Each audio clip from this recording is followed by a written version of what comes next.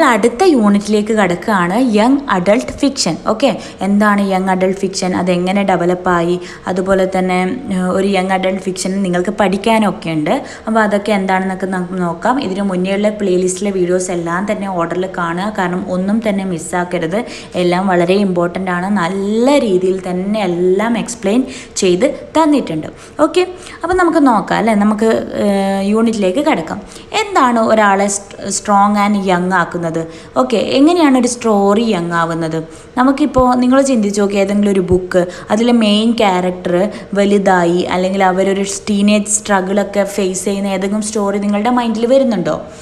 Okay, അപ്പോൾ നിങ്ങൾ ചിലപ്പം പറയാം ഹാരി പോട്ടർ, ഹങ്കർ ഗെയിംസ്, അതൊക്കെ ചിലപ്പോൾ നിങ്ങൾ പറയാം. അപ്പോൾ ഈ ഒരു സ്റ്റോറീസൊക്കെ ഏതിൽ ബിലോങ് ചെയ്യുന്നതാണ്? യങ് അഡൾട്ട് ഫിക്ഷനിൽ ബിലോങ് ചെയ്യുന്നതാണ്. എങ്ങനെയാണ് യങ് അഡൾട്ട് ഫിക്ഷനിൽ ഇതൊക്കെ ബിലോങ് ചെയ്യാൻ കാരണം? ടീനേജേഴ്സിൻ്റെ പ്രോബ്ലംസ് അവരതിനെ ഫേസ് ചെയ്യുന്ന തരത്തിലേക്ക് ഒരു സ്റ്റോറി എഴുതപ്പെടുമ്പോൾ അതിനെ നമുക്ക് യങ് അഡൾട്ട് ഫിക്ഷനിലേക്ക് കൊണ്ടുവരാൻ വേണ്ടി പറ്റും. ഈ ഒരു സ്റ്റോറീസിൻ്റെ മെയിൻ ഒരു രീതി എന്ന് പറയുന്നത്, അതിലൂടെ ആ യങ് അഡൾട്ട് എന്ത് ചെയ്യുന്നുണ്ട്, അവരുടെ ഐഡൻറ്റിറ്റിയെയും ബിലോങ്ങിങ്ങിനെയും ഒക്കെ എക്സ്പ്ലോർ ചെയ്യുന്നുണ്ട്. ഓക്കെ, അങ്ങനെയൊക്കെ കാണിച്ചു തരുന്ന തരത്തിലുള്ള എഴുത്തിനെയാണ് നമ്മൾ എന്ത് പറയുന്നത്? യങ് അഡൾട്ട് ഫിക്ഷൻ എന്ന് പറയുന്നത്. ഓക്കെ, ഇനി എന്താണ് യങ് അഡൾട്ട് ഫിക്ഷൻ എന്ന് നമുക്ക് നോക്കാം. വെറും ടീനേജേഴ്സിന് മാത്രമല്ല ഇതുള്ളത്.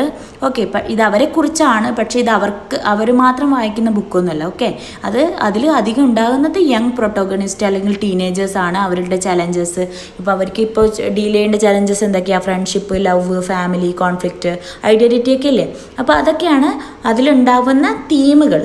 ഓക്കെ, അപ്പോൾ നിങ്ങൾക്ക് തന്നെ നിങ്ങളുടെ ടീനേജേഴ്സ് ടൈം എന്തൊക്കെ സ്ട്രഗിൾ ഉണ്ടായിട്ടുണ്ടാവും? പല സ്ട്രഗിൾസും ഉണ്ടായിട്ടുണ്ടാവും അല്ലേ?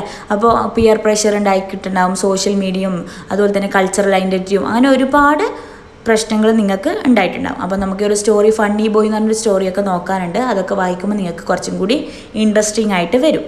ഓക്കെ, നമുക്ക് നോക്കാം. നമ്മളിപ്പോൾ ഒരു 1915 എന്ന് വിചാരിച്ചോളൂ. അപ്പോൾ ടീനേജേഴ്സ് എന്നുള്ളൊരു കാറ്റഗറി അപ്പോഴാണ് ഇൻവെൻറ്റ് ചെയ്തത്. ലിറ്റററി അല്ല, കൾച്ചറലി ടീനേജേഴ്സ് എന്ന് പറഞ്ഞിട്ടൊരു കാറ്റഗറി ഉണ്ട് എന്ന് മനസ്സിലാക്കിയ സമയം വേൾഡ് വാർ 2 കഴിഞ്ഞപാട് യൂത്ത് എന്ത് ഗെയിൻ ചെയ്യാൻ തുടങ്ങി? അവർക്കും ഇൻഡിപെൻഡൻസ് വേണം എന്നൊരു രീതിയിൽ അവരും ചിന്തിക്കാൻ തുടങ്ങി. ആ സമയത്താണ് റൈറ്റേഴ്സ് എന്ത് ചെയ്തത്? അവർക്കായിട്ടുള്ള സ്റ്റോറീസ് പറയാൻ വേണ്ടി തുടങ്ങിയത്. അപ്പോൾ നമുക്ക് ഓരോ ടൈം ലൈനായിട്ട് നോക്കാം. 1951 ദ ക്യാച്ചർ ഇൻ ദ റൈ എന്ന് പറഞ്ഞിട്ടുള്ളൊരു സ്റ്റോറി എഴുതിയിട്ടുള്ളത് JD സാലിംഗർ ആണ് എഴുതിയത്. അത് ടീനേജേഴ്സിൻ്റെ ആന്തമായിട്ട് കണക്കാക്കാൻ പറ്റുന്ന ഒരു വർക്കാണ്. 1967 ദ ഔട്ട്സൈഡേഴ്സ് ബൈ SC ഹിൻടൺ, അദ്ദേഹം ടീനേജേഴ്സിനെ കുറിച്ച് അദ്ദേഹം ഒരു ടീനേജറായ സമയത്ത് എഴുതിയ വർക്കായിരുന്നു. പിന്നെ 1970s and 80s Judy Bloom discusses എന്താണ്? ടാബു ടോപ്പിക്സ് ലൈക്ക് പ്യൂബർട്ടിയെ കുറിച്ചും സെക്ഷുവാലിറ്റിയെ കുറിച്ചൊക്കെ ജൂഡി ബ്ലൂം എഴുതിയിട്ടുണ്ട്. 2000s എത്തുമ്പോൾ നമ്മുടെ യങ് അഡൾട്ട് എക്സ്പ്ലോർ ചെയ്യാണ്. ഫാൻറ്റസി വേൾഡൊക്കെ അതിലേക്ക് കൊണ്ടുവരികയാണ്. യങ് അഡൾട്ടിൻ്റെ ലിറ്ററേച്ചറിലേക്ക് ഫാൻറ്റസിയൊക്കെ എക്സ്പ്ലോർ ചെയ്ത് കൊണ്ടുവന്നു. അതാണ് ഹാരി പോട്ടർ, പിന്നെ അതുപോലെ ഹങ്കർ ഗെയിംസ് ഒക്കെ അതിൻ്റെ എക്സാമ്പിൾസാണ്. ഓക്കെ, അങ്ങനെയാണ് നമുക്കിവിടെ കാണിക്കാൻ പറ്റുന്നത്. നമുക്ക് നോക്കാം. ഈ ശ്രീലങ്ക എന്നുള്ളൊരു സംഭവം നിങ്ങൾ ബുക്കിൽ കാണുന്നുണ്ടാവുമല്ലോ, എന്താണെന്ന് നോക്കാം. ശ്രീലങ്ക എന്ന് പറയുന്നത് വളരെ സ്മോൾ ആയിട്ടുള്ള ഐലൻഡ് ആണ്. അതിൽ ലോങ് കൊളോണിയൽ ഹിസ്റ്ററി ഒക്കെ ഉള്ള, എന്നാൽ ഡീപ്പായിട്ടുള്ള എത്നിക് ഡിവൈഡിങ് ഉള്ള, അതായത് ആരൊക്കെ തമ്മിലാണ് ആ ഡിവൈഡിങ് ഉള്ളത്? സിൻഹാലിസെ മെജോറിറ്റിയും ആൻഡ് തമിഴ് മൈനോറിറ്റിയും തമ്മിലൊരു ഡിവൈഡിങ് ഒക്കെ ഉള്ള ഒരു സ്മോൾ ഐലൻഡ് ആണ്. ഓക്കെ, അപ്പോൾ ഈ ഒരു decades of British colonialisation created class and ethnic tension that later erupted into civil conflict. അതായത് നമ്മുടെ ബ്രിട്ടീഷ് കൊളോണിയലൈസേഷൻ വന്നപ്പോൾ ഒരുപാട് ടെൻഷൻസ് ക്രിയേറ്റ് ആയി അല്ലേ? എത്നിക് ടെൻഷൻസും ക്ലാസസും ഒക്കെ ക്രിയേറ്റ് ആയി. അപ്പോൾ ശ്യാം സെലവന്തൂരിയ ഒരു ശ്രീലങ്കൻ കനാഡിയൻ റൈറ്റർ ആയിരുന്നു.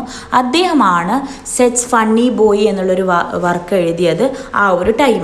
Okay, funny boy. അപ്പോൾ അത് നിങ്ങൾക്ക് എന്താണെന്ന് പഠിക്കാനുണ്ട്. ഫണ്ണി ബോയ് എന്ന് പറയുന്ന ഒരു യങ് അഡൾട്ട് ഫിക്ഷൻ ആയിരുന്നു. ഓക്കെ, ഫണ്ണി ബോയ് ഫോളോ ചെയ്യുന്നത് അർജി, ഒരു തമിഴ് ബോയ് ആണ്. അവൻ കൊളംബോയിൽ വളർന്നു വരുന്ന ഒരു തമിഴ് ബോയ് ആയിരുന്നു. അവൻ 2 കാര്യങ്ങൾ ഡിസ്കവർ ചെയ്യുകയാണ്. എന്തൊക്കെയാണ്? ഒന്ന്, അവൻ്റെ സെക്ഷൽ ഐഡൻറ്റിറ്റി, അവൻ ഒരു ഗേ ആണെന്ന് അവൻ മനസ്സിലാക്കുകയാണ്. പിന്നെ അവൻ മനസ്സിലാക്കുന്നത് അവൻ്റെ എത്നിക് ഐഡൻറ്റിറ്റി, കാരണം ഒരു തമിഴ് എന്ന് പറയുമ്പോൾ അവനൊരു തമിഴാണ്. അപ്പോൾ അവൻ എന്ത് ചെയ്യുന്നുണ്ട്?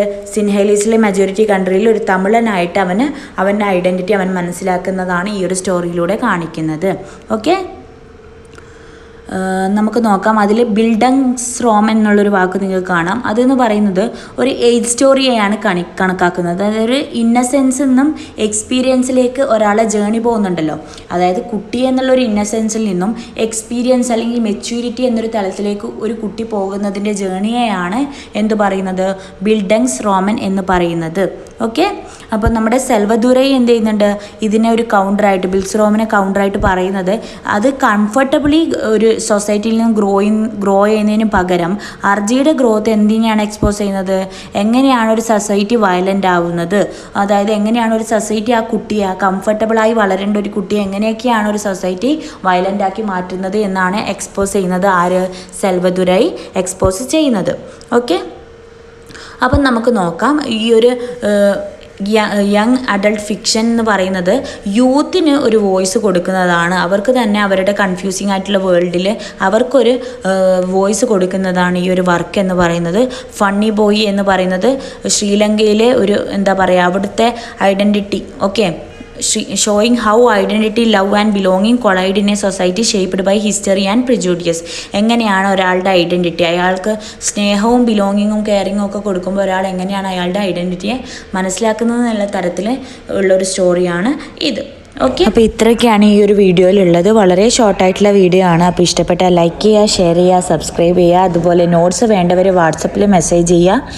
അതുപോലെ തന്നെ നിങ്ങൾക്ക് വീഡിയോസൊക്കെ ഇഷ്ടമാണെന്നുണ്ടെങ്കിൽ എന്തെങ്കിലും ചെറിയ രീതിയിൽ കോൺട്രിബ്യൂട്ട് ചെയ്യണമെങ്കിൽ ഗൂഗിൾ പേ നമ്പർ കൊടുത്തിട്ടുണ്ട്, അതിൽ നിങ്ങൾക്ക് ചെയ്യാവുന്നതാണ്.